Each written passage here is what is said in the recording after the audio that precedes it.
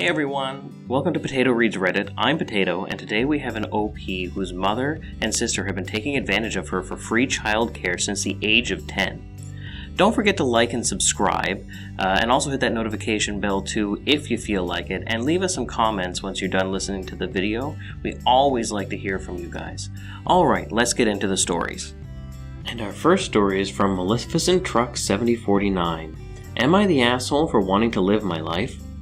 I, 27 female, have been helping my mother, 53, raise my sisters, 36, kids since I was 10 years old.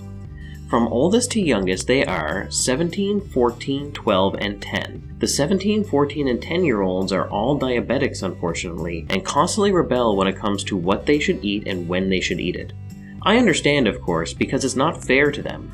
I grew up in a very dysfunctional family, which has led to me becoming a people pleaser, which I am now aware of. I am nearly 30 years old and feel as though I haven't properly learned what it's like to be an adult, despite becoming a stand-in parent at the ripe age of 10 thanks to the sister in question, who has never taken credit for her mistakes and landed her in prison 4 times.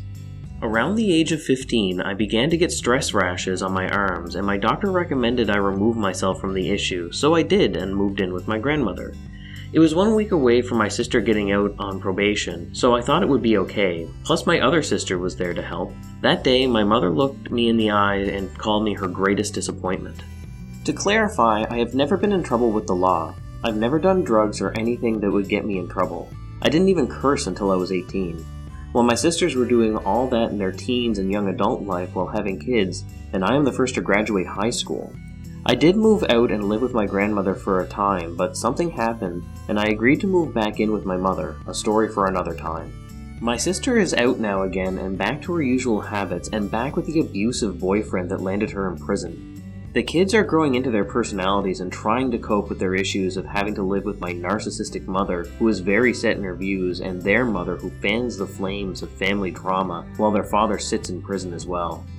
I've raised these kids for so long, I call them my own despite so many trying to tell me why I got saddled with them or why I should leave. The latter never giving me an answer on how I could leave, the former saying it's God's way of giving me kids because I have PCOS or because he knew I could handle it. I've suffered through fevers, throwing up, a 1.5 centimeter kidney stone I had for 5 months. I've never gotten to call in a sick day from raising these kids even when their parents were out on probation. It's clear they don't want to be better and be parents. Now I'm 27, taking antidepressants with chronic anxiety and dealing with kids who argue with everyone about everything, and with a mother and sister who thrive on drama. My boyfriend 23 has been really supportive and wants to move me down to Florida with him, but that will take time and I'm afraid it could be too late to mature like I should, or give up my fear of driving, or my fear of talking to people, can't live with my grandma, can't live with my racist, QAnon-loving dad. So what can I do? Leaving would mean my mother has no help with these kids, and I don't trust the foster care system.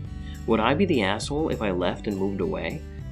Alright, OP, that's a tough one. I'm not really going to give you, we're not reading this from r/am I the asshole. We're actually reading this from r/relationship advice, so I'm going to do what the thread is meant for, and maybe go down the road of advice. Get out of there. I know it's tough when there's kids involved and you've been with them for so long, but the fact of the matter is your mother and your sister parentified you at the age of 10. That's a form of abuse. You should definitely read up on it. And, you know, it's for your own good and honestly the good of the children because, I mean, you were only a child yourself when you started looking after these kids. So that's not healthy for them either. So get yourself out of there. Get yourself out of there. Get yourself into therapy. You know, you've got the seeds of an education. You're only 27. 27 is so young. So you've got so much time left. So yeah, get out of there. You know, don't feel bad about it. You're definitely not the asshole for leaving an abusive situation. So that's about all I have to say on that. I'd love to hear what you guys have to say in the comments down below. And I'm going to move on to the post comments. And the first comment is from TallTax8030. You would not be the asshole to finally start living your own life. The situation sucks, but you deserve your chance to live away from your family and be your own person. Best wishes and good luck to you. You can do it. Tired Happy Dad says, "It doesn't seem like doing this is a want, but is actually more of a need. I'm sorry you're going through this. As for your anxiety issues, I can relate. What has helped me the most is to not overthink the big picture and just focus on the next small step. Take driving, for example. Break it down into baby steps. When starting, only set a goal of driving once around the block each day for a full week. Next week, make it 2 blocks, and continue this way each week." This helps in 2 ways. The first is rather when you wake up in the morning, you know it's only 1 block, then you can decompress. The second is that you are able to take pride in your small achievements and see yourself growing as an individual. As for the kids, just be open with them about it. Tell them your hopes and your fears, all while reassuring them that it's not their fault. This will allow you to go with a clean conscience and will help them to know they don't have to follow the same path you were forced to. And try to remember to care for yourself the way you think others should be. You have persevered through so much already and have shown that you can handle it better than anyone else in your family. You are stronger than you realized and can get through this. Pebbles75G says, "Consider this, you are the same age as the youngest child is now. They can step up and start growing up now. You seem to be in a codependent, dysfunctional relationship with everyone. Go to Florida tomorrow, get a job, get past the issues you mentioned, and find a way to be independent. The boyfriend is a good thing, but unless you are ready to marry him, don't depend on him for too long. If the relationship works out, great, but be prepared to support yourself if it doesn't, without having to run back to the dysfunctional family. Buy the book Boundaries, I believe the author is Henry Cloud. Best wishes." Techie Guy James says, "When your sister isn't in prison, your mom has her. Once you leave, one of 2 things will happen. 1, your mom will demand your sister help with her kids. 2, your mom will lose her mind and will call for help from the state. Either way, neither is your issue. Enjoy Florida." And that's it for that story and the comments, guys. Let me know what you thought down in the comments below, and we'll move on to the next story, which is from Brave Influence 8972. "My entitled boss almost killed me and got himself arrested and fired. I'm dyslexic and on mobile. I'm allergic to hand sanitizer, alcoholic wipes, generally anything that has alcohol-based products. I even bring my own soap because I can have a reaction to some soaps. I can't even drink the stuff without my lips swelling. My old boss, who was my cousin, so when the pandemic hit, I didn't really have a problem until my cousin got promoted and got transferred to a new office. Enter our new boss. We got a mass email going over our new pandemic safety procedures, and one of the new procedures is that we all have to use hand sanitizer and antiseptic wipes. I sent an email to HR telling them about my allergies with medical documents. They sent back saying I don't have to use the hand sanitizer and antiseptic wipes, and that they put it in my file. However, when I sent the exact same email to my new boss, he replied saying that all employees have to follow the new pandemic safety procedures, no exceptions. When I replied that if I use those products I will need medical assistance, he then sent me another email saying that if any employee doesn't follow the new pandemic safety procedures correctly, that they would be fired. I sent copies of the emails to our union rep and HR department, to which they replied that they would talk to him and kind of told me to ignore him unless he actually tries to fire me.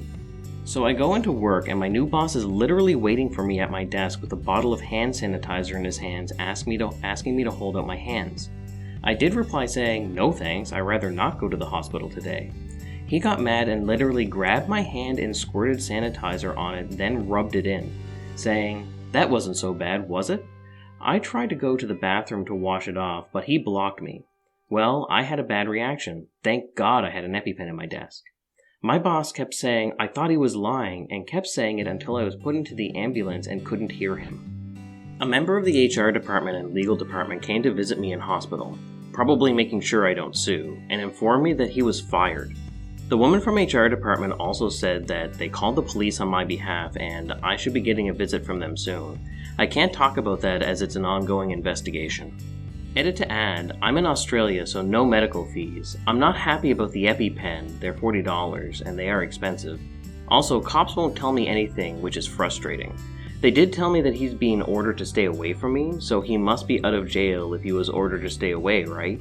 I'm still in hospital, hoping to be released today or tomorrow at the latest. I'll update when I get more information. Dompree0 says, if this happened in US, all medical bill including ambulance should be covered by L&I.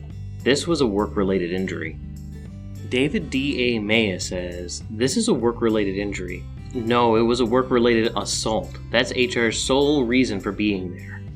Hell Maroon says, I'm pleased to say the manager probably has no chance of appeal. What he did is gross misconduct, which means instant dismissal. HR may be covering the company's back, but they did the right thing. OP should speak to his union rep to advise him in his dealings with HR and the company lawyers. Canna172014 says, if doing the right thing still gets them sued, they may not bother doing the right thing going forward if they're going to get sued no matter what they do. An Ambulance says, they will try to get you to sign something. Don't sign anything. They have a ton of liability here and will try to get away with paying you pennies. Get a lawyer and don't talk to your employer about it until you do, aside from sending them your medical bills. Hell Maroon responds to that saying, get a lawyer. OP mentions that they are in a union. Unions provide legal advice to their members, plus I think will pay less, if anything, for a lawyer to represent them. I sent copies of the emails to our union rep and HR department. So that's it for that story. I don't think we really need to give any real advice on this, so I'm just going to move on to the next story. Our next story is from Tay Tabby, when the Karen actually does know the manager and the owner. So this happened back in late November 21, and I only heard of most of it secondhand. I work at a really nice Chinese-American dim sum restaurant in the city, and we've got a strong following of regulars. One of these regulars is an old couple that have been coming to have tea and dim sum nigh religiously since we first opened and through the pandemic. Now, ever since we started asking for proof of vaccination plus ID because of city ordinance, the staff never actually asked these couple for theirs. That is until our newly hired front of house host asked them after discovering staff didn't even ask them during their meal. And as you would guess it, the old regulars weren't even vaccinated. When told they shouldn't be in the restaurant without vaccination, they threw a fit. Old Chinese Karen then threatened to call the manager and proceeded to call said manager's personal mobile. The manager was told that the old regulars weren't vaccinated and was stuck in a quandary of having an extremely loyal, well-paying customer and the potential fines by the city should it ever be discovered.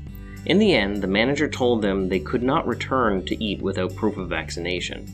The old couple finished their food and announced quite vehemently that they would never be returning to the restaurant ever again. You'd think that'd be the end of it, guess again, because the very next day they showed up with their extended family, a group of 20 or so. Everyone except them had proof of vaccination. Old Chinese Karen proceeds to throw a fit when told she could not enter with the rest of the family, trying to guilt-trip the host into letting them in. Unfortunately for her, our host is a veteran of the industry and is not at all intimidated by telling her the rules. Cue calling the manager, of which it is explained to her again that she cannot eat at the restaurant without proof of vaccination. At this point, everyone is quite done with this and the family are going to send their parents back home via Uber. Before old Chinese Karen leaves, she proclaims that the host and the manager would rue the day for embarrassing her by calling the owner. And thus she does so, calling him and being told in no uncertain terms that she cannot eat without proof of vaccination. Let's just say she was not at all happy with being told so all Karen could say was, "We're never coming back here again." Well, let's just say we know where she lives and that she still orders delivery from our restaurant to this day. Edit. Chinese and Asians know each other in this community, especially the old grannies and grandpas of the Asian communities. They are all horrible gossips, and chances are they know your father's brother's nephew's cousin's former roommate for some reason. This applies to old Chinese Karens as well, unfortunately. That's it for that story. I don't really have a whole lot to say about that one either, so I'm going to move right into the comments. Night Otter says, never coming back, then bring 20 folks. Yeah, right. Takeout? Add a note to the receipt. Looking forward to seeing you again if you receive the vaccination. The Simple Mind replies to that saying, or just greet them with, oh, I thought you have said that you will never come back, and still here you are. We still require proof of vaccination to let you dine here. Have you been vaccinated yet? Alright, and that's it for that story, guys. Let us know what you thought down in the comments below, and we'll move on to the next story. Our next story is by Orange Kurama, entitled Karen Tries to Scam My Uncle Out of His House. Hello everyone, this is my first Reddit post. Hope everyone is doing well in this current situation. After reading a lot of stories, I decided to post a story of the entitled Karen in our family. She is a grade A butthole. Little background. My uncle, 52, loves photography and owns and runs a studio from his house. The house is a 2-story building with the studio in the ground floor and 2-bedroom apartment in the first floor. He lives with his wife and daughter. Currently his business has taken a blow due to the pandemic and as well as the new gen phone. Everyone has a camera nowadays, so who needs a photographer? Still, my uncle earns enough to get by for his family. He is a very sweet guy, and even though money is short, he has made a lot of friends in the community. He is one of 3 children of my grandparents. My mother, 54, the eldest and the youngest sister, 48, who is the entitled Karen of this story. My youngest sister has always been the golden child to my grandparents, and has been spoiled to the core. From the childhood she gets everything she wants. My uncle wanted to study law, but my grandparents spend all the funds for his college for Karen's marriage. In my country, it is expected that the male child of the family will take care of his parents while the female child goes to her husband's family. Story. Even though my grandparents stayed with my uncle, my grandpa kept spending money each month to Karen, which she spent on clothes and makeup, only keeping some amount for herself just for food, which he refused to share with my uncle and his wife and daughter. The house belonged to my grandmother. When she died in 2018, she gave the house to my uncle and some money to my mother and my aunt. And my aunt convinced my grandpa to come live with her. On the pretext of caring for him, she wanted to mooch off my grandpa's pension amount. My uncle, being a smartass, made my grandpa sign an affidavit that he is willingly going to his own daughter's house and is not kicked out. After that, my uncle and my mother went no contact with their sister and father. After a few months, suddenly one morning, my uncle is startled by continuous loud banging at the door. He went to the window to check to find Karen, who was demanding to be let in, screaming at the top of her lungs that this is her house. I guess she was on crack or something? My uncle laughed and told her to F off, so she called the cops. The cops, who was also a friend of my uncle, came and basically laughed at her and told her to shut up and was removed from the property. After a few days, my aunt sent an eviction notice to my uncle. There is an attached notice which said that in 2015, 3 years before her death, my grandmother had signed a will to give away the house to my aunt, and hence she is now the owner. If evicted, this would mean that my uncle and his family will not only lose their home but also their business. After reading the notice multiple times, he noticed the date on which he was signed, and he realized something which made him angry. As I said earlier, even though my uncle had less money, he had lots of friends. He contacted his friend at local hospital to get data of my grandmother's medical history and records for 2015. After receiving the documents, my uncle hired a lawyer and sent new notice to my aunt, basically warning her that the will she has sent is a forged document, and if she pursues with the same, he will take legal action against her and send her to jail. You see, my friends, my grandmother couldn't have signed the will on said date, as during that whole week she had been admitted to local hospital for chest pain, and was heavily sedated and had been barely awake.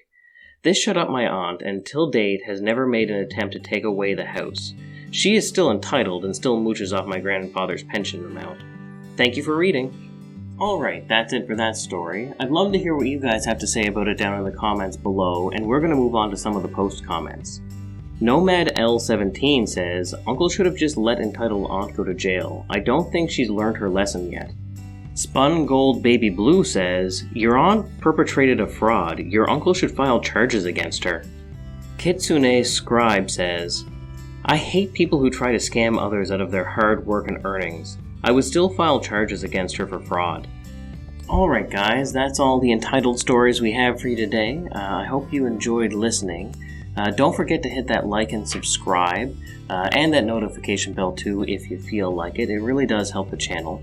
Also leave a comment down below. We'd love to hear what you think of the stories, or if there's any stories we're missing, or anything you'd like us to read. I'd like to thank you all for spending some time with us here today. Hope you enjoyed the stories, and I hope you have a great day. Alright, thanks for listening. Bye.